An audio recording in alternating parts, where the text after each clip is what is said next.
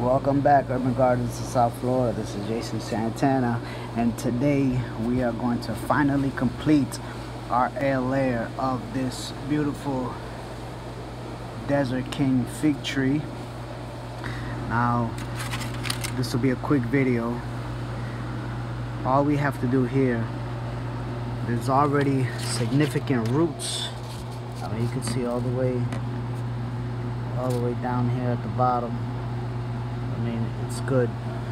The roots, I consider this a success so far. Now all we have to do is sever this right here. I'll end up going over it again to remove that. Alright, so what I've done is I've severed the air layer from the mother plant. It's resting here on the ground. I went and I selected the pot I'm going to place it in. Now I went and got my some compost, homemade, store-bought soil. Now I'm going to mix them together, put them here, and then go ahead and place the plant inside. Alright, so cutting up this bottle that I used as the container for the roots. And now it's time to expose the end result. Trying to be as delicate as possible so I don't damage those roots we work so hard to get. An exact replica or a genetic copy, a clone of the mother plant.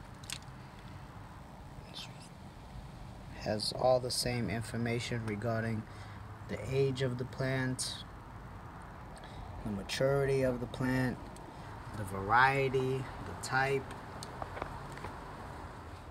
So now that I've exposed all the roots, you see that the air layer is hosted up here in this area, and all this right here is unnecessary for the success of the clone that we've created. So at this point, what I'm going to do is I want a little bit of old limb here, as I find it's like a nice little anchor. It acts like an anchor, or more like a kind of like a taproot actually. So I'm gonna sever it here at an angle, so when I go to put it in the pot, it just goes right in. And this, all the soils here will remain. I'm gonna put it into the ground, and it's gonna just stab into the ground just like that and act like a taproot slash anchor support. Okay, so if you can come inside here, what I'm gonna do, show you real quick how I like to take these bare roots.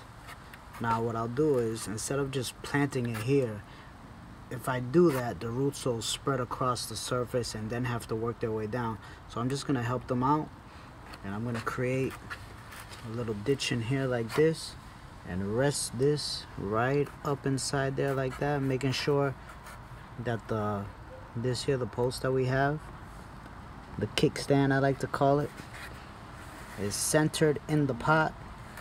Just put it here like that. Make sure they're spread out evenly but going down. Then I'll take soil, cover them. Boom, here. Cover that area. See that? Put the roots down here. Then I'll end up getting more soil, putting it on top. Alright, so I went in ahead and covered the roots with a little bit more soil. I'm taking here perlite, going in here. Now what perlite does is it allows pathway for water when you're watering, so it doesn't bog up here and drown your plant. It's basically what's in potting soil. It's exactly the same stuff. And that's the difference between potting soil and regular soil is here. The perlite, which is just a bunch of cut up styrofoam pieces. And again, it just allows for water to pass through so it doesn't drown your plant. I'll take a little more soil, place on top, make sure I blend it well.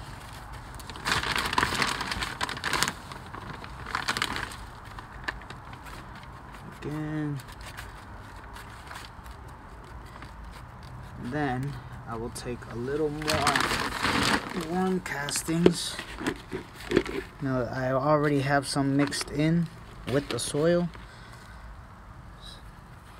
so that when the roots continue developing going down, you know, they have a fresh source of nutrients readily available for them. But for the time being, as I go to water, the nutrients from the worm castings up on top will fuel. Look at a little worm. I mean, this is straight out the backyard, ladies and gentlemen. I make my own worm castings.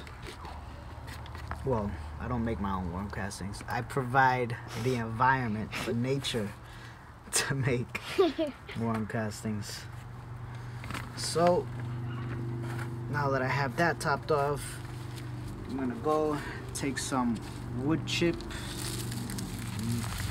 bark, just spread it out on top.